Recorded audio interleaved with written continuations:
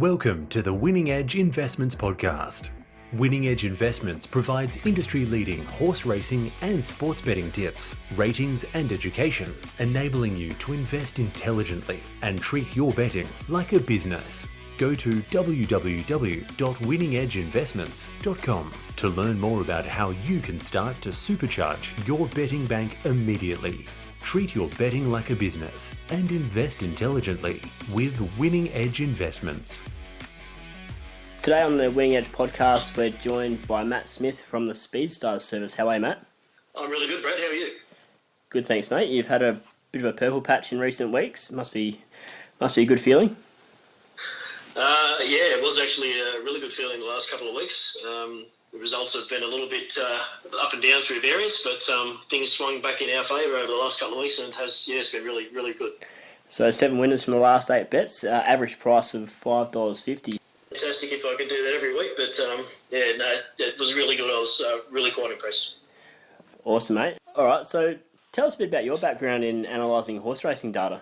Well, Brad, I've always been interested in racing, but it was mostly recreational fun. I was actually pretty poor at it when I first started because I generally had no idea what I was doing. So I decided that I wanted to try and take it a little bit more seriously a little bit over 10 years ago.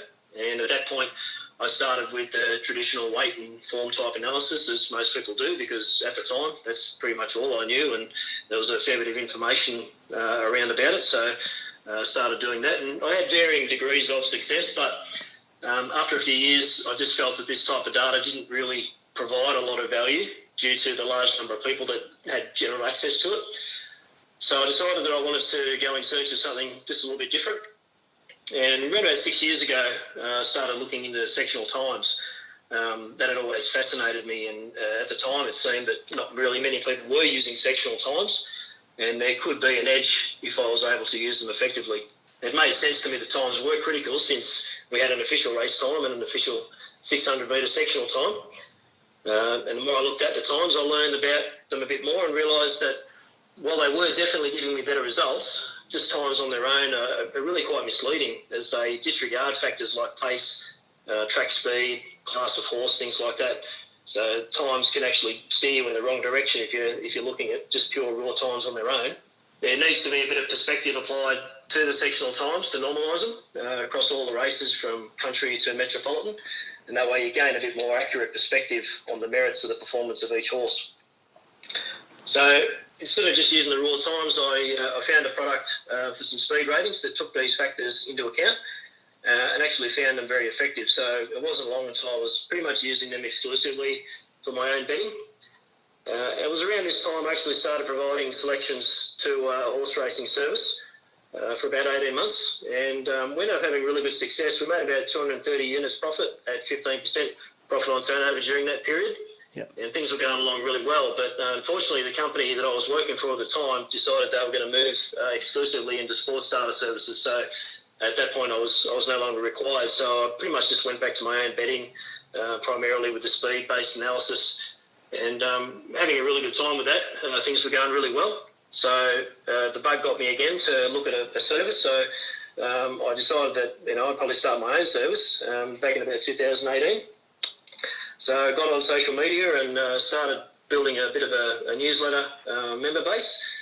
So I had about 400 people on that newsletter base, and in about 9 months we made a bit over 60 units profit at 18% profit on turnover. It was a bit more of a selective type service, and at the time it was a pretty nice platform, I thought, to start the service. I was getting ready to start it about a month before, and actually had a job opportunity come up in my professional field outside of horse racing, and I just couldn't refuse that. So the service didn't eventuate at that point in time, but I guess I can't complain too much because now being part of the Winning Edge team, it's a fantastic opportunity, and so far things have gone extremely well. Yeah, definitely. And since joining Winning Edge, 3 months ago, you've delivered 73 units profit, 40% winning strike rate, 46% profit on turnover. So, You've come out of the blocks. Yeah, it's really refreshing that the results that we've had on the live service have actually mirrored pretty much what I've achieved through the model. So I'm really happy with that. And so you mentioned analysing times is quite complex. What type of data do you use to do that analysis? Well, as I said, I just use a set of professional speed ratings. I've built those into a database. And the database also has all your typical form, market and class factors. So I find that I can use a combination of all those elements, and they work quite well for the type of analysis that I do.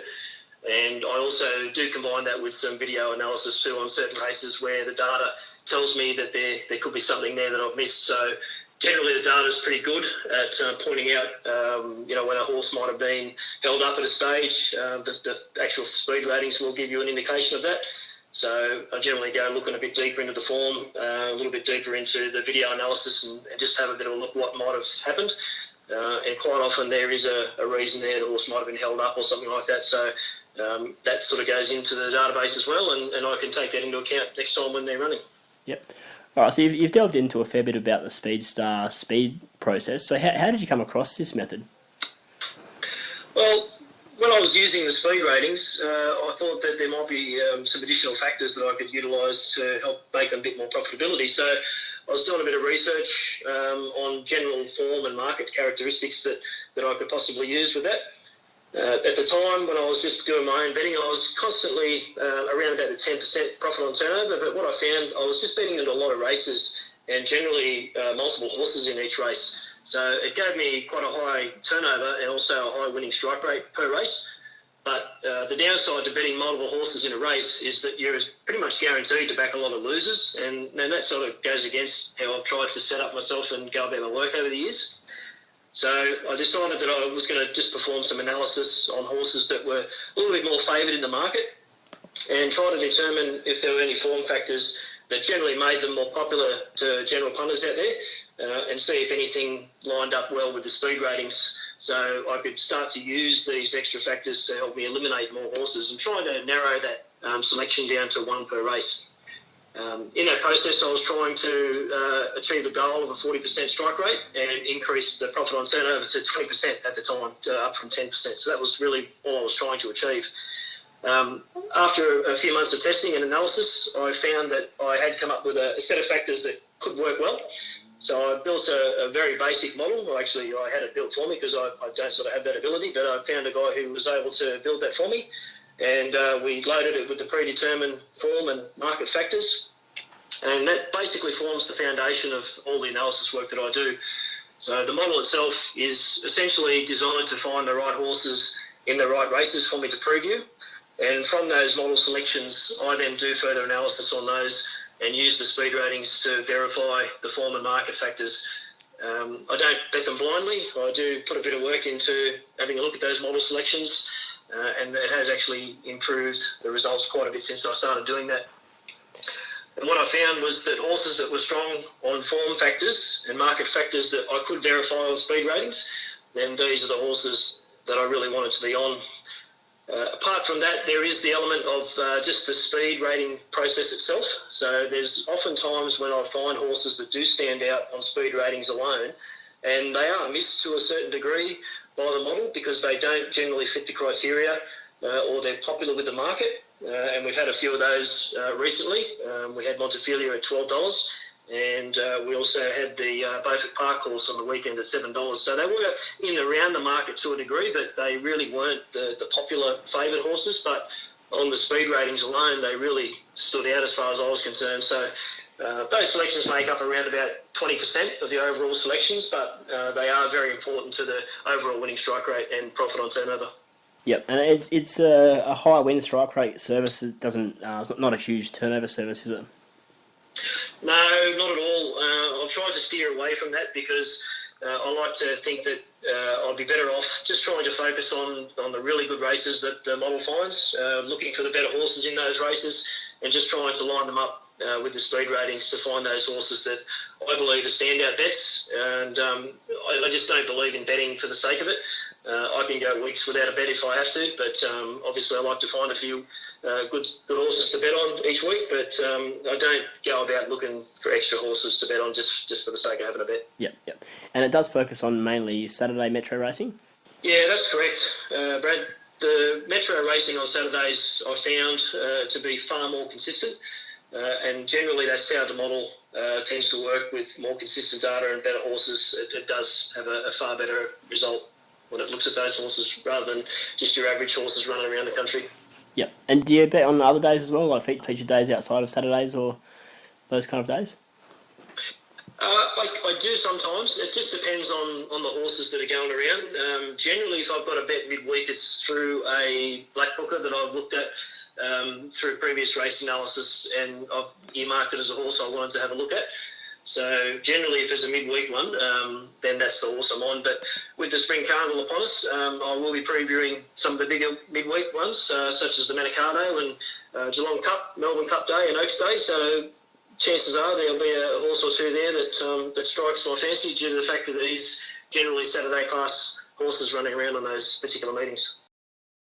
Winning Edge Investments is an independent provider of tips, ratings, and betting education on horse racing and sports, recruiting only the best full-time professional punters and expert analysts. Does your tipping service offer transparent posting of results every day using an achievable odds recording method? Do they offer a 120-page betting education pack with every membership? And do they provide a profit guarantee, loyalty bonus credits, refer a friend bonuses, and special insider discounts to valued members?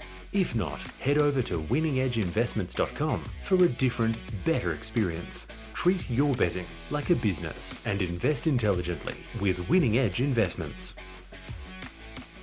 And just back on the model, what kind of testing have you done and what were the results of that?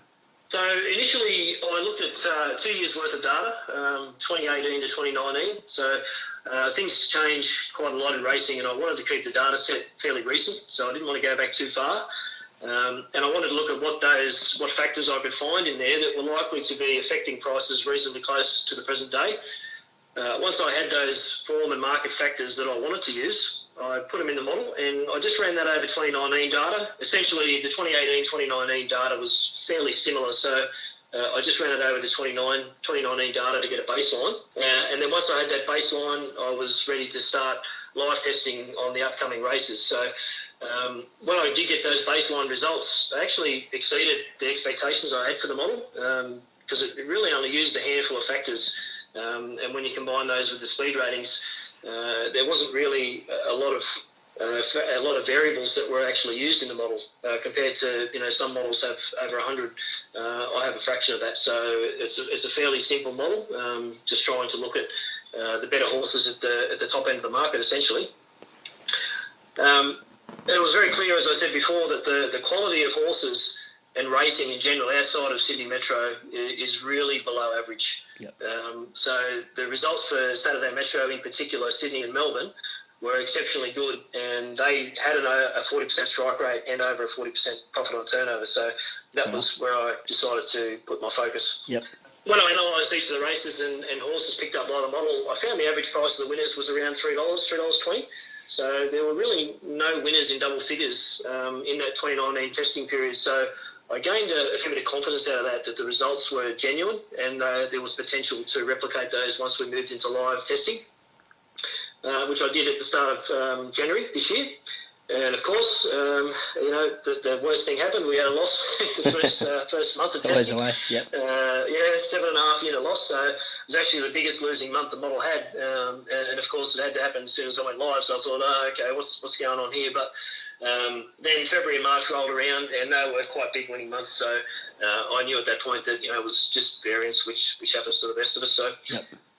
Overall results from January to March of this year were pretty much bang on with the 2019 testing. It's just a touch over 40%. So it all sort of lined up quite well. Yep. Then I moved on April and June. I did some more testing, but I actually had a little bit more manual intervention at that point, using the speed ratings a lot more. And I did notice a notable increase in the number of selections that I had, and a fair considerable increase in the profit on turnover. So for that quarter, it actually almost hit 80% profit on turnover. So I pretty much put that down to variance as well, because that's the longer term testing just didn't agree the fact that would be the new normal. So I just put it down to a good period of results. Overall 2020 results, we had just over 220 units profit at 65% profit on turnover. So it was significantly up on 2019, and I thought that was really pleasing. So since the inception of the model up until Saturday just gone, we've had 94 betting days for 67 wins at 71%. So essentially we're winning 7 out of every 10 days that we bet. So that's a pretty good result. Yeah, good strike rate. What time are the bets sent? How many bets are sent? And how are the official results recorded? So we have a standard release time of 11:15 on days where there are selections. So obviously on a Saturday, our release time is 11:15, and if there is a situation where there'd be no selections for a Saturday, then I would send out a communication of that nature. But on other days when there is potentially selections midweek, we have a 11:15 release time. So the number of selections varies. Realistically, we're likely to be somewhere between 4 and 6 on any given day. Some days there'll be less than that, but some days there'll be more, just depending what the model finds and what I find through the speed rating analysis. Yep.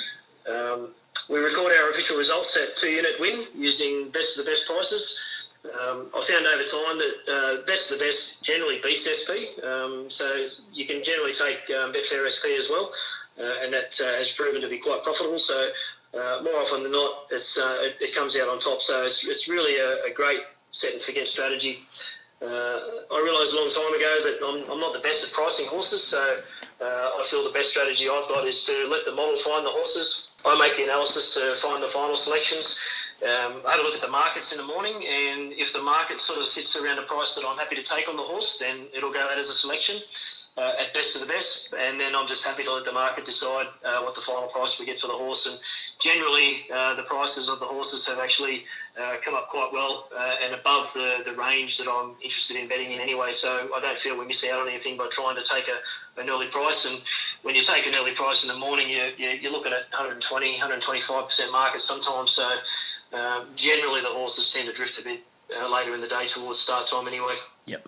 It really is an easy service to follow. I mean, it's pretty light on volume, but really high winning strike rate, so it ticks a lot of boxes. Yeah, I'm pretty simple in the way I try and do it, Brad, and I don't want to complicate it by trying to take an early price and then sit there and watch the horse drift out a bit, and hopefully when it wins, you sort of think to yourself, I should have just waited to take that better price. And yeah. A lot of people too don't have the time to sort of sit around trying to wait for the best price, so just put the bets on early and enjoy the day. Yep. And just looking back on last Saturday, you were up 34.6 units, 288% profit on turnover, 83% strike rate, 5 from 6. Hungry Heart was your only loser for the day. She didn't run up to expectations, did she? No, she didn't. I did have some reservations going in about the quick backup. So she had a really brutal run the week before in the Flight Stakes. And if she wasn't racing in Melbourne, I wouldn't have been on her. But I felt that field was a little bit inferior to the one she faced the week before. So I was prepared to give her an opportunity. The model liked her quite a lot, and her speed figures were able to back that up. So unfortunately, the early pace she got on Saturday was just a bit too strong for her, and she was just a bit flat. So, but that's all right. I'll take 5 out of 6 any day of the week, Brad. I think most people would do that. Absolutely. Is that one of your best Saturdays you've had? That is the best Saturday the model's had, Brad. Yep. So that's right up there. Well done. Beat the last mark by about 10 units, so it's really good. Fantastic. Well, let's hope it continues. Yeah, absolutely. We're coming into a good time of year, so there's some good horses running around, good races, so we'll certainly be out there to try and pick up a few more. Fantastic. All right, Matt. Well, thanks for joining us on the Winning Edge podcast, mate, and all the best into the future. Thanks, Brad. Appreciate the time. Thanks very much. At Winning Edge Investments, our team of highly skilled expert analysts and full-time professional punters review the data, crunch the figures, assess the best betting opportunities, and deliver them to your phone via our app and your email inbox in real time so you profit. Go to www.winningedgeinvestments.com, look at our membership options, Make your choice and enter the promo code PODCAST to receive a special 25% discount on your first membership just for listening. That's PODCAST in capital letters for a 25% ongoing discount on your first membership. Treat your betting like a business and invest intelligently with Winning Edge Investments.